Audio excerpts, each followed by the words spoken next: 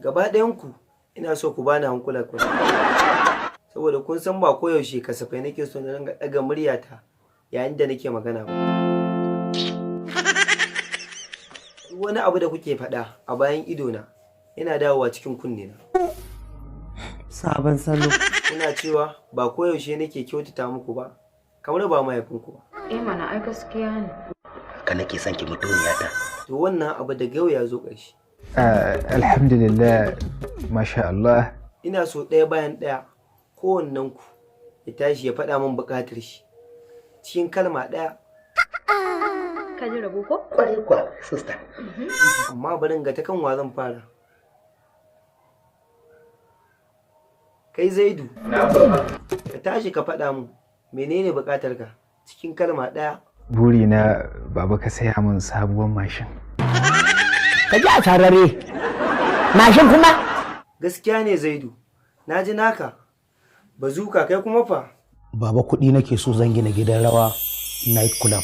Matasa ne don jin daɗi da wayar da kan al'umma.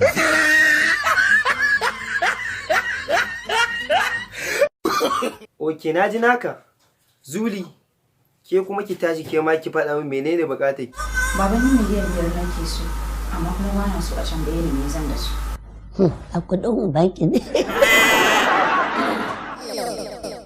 A'a Azima zauna, na san abin da zan muku da ke da gimba, duk da dai ba ni na haife shi ba, amma a guri na ya girma.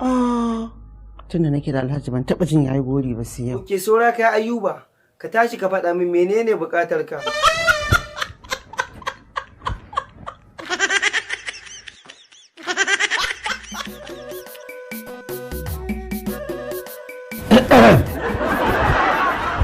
A matsayina na babban ɗanka jirgin sama nake so.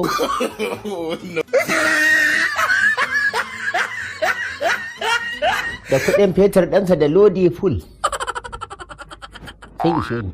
Kai, ni fa lafazi guda na ce, ko ka manta ne Ayuba? A'a, ai ɗan kwamma nake. Ai wannan Ayuban kai kaɗai ne kake da ƙashi. Ni dama Alhaji a daka nake so. Yi min shiru da Allah. Yanzu dai gaba ɗayanku, na yi wa kowannenku alƙawarin miliyan 5.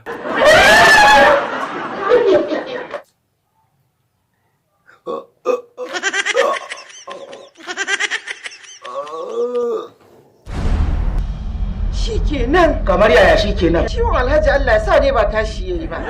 Yanzu idan ba sa'a aka yi ba sai yayi wata 6 a kwance. Don haka ne a nemo likita man ya zo idiba shi in ya tashi minti 5 ya ba mu miliyan 5 din mu. Kowa ya kama gaban shi saboda in ya tafi da hakkin mu fa ba a can fa zai biya mu fa. Wannan gaskiya ne maganar ka. Kai me naka na gaskatawa?